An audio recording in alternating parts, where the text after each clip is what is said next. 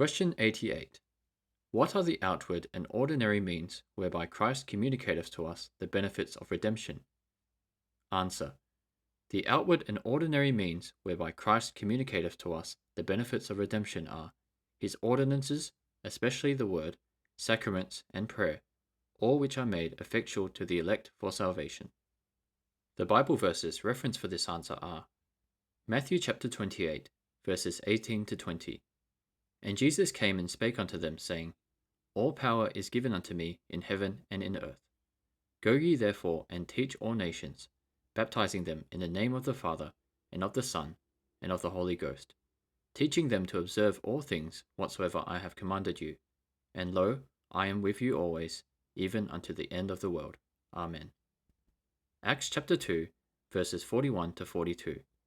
Then they that gladly received his word were baptized, and the same day there were added unto them about 3,000 souls.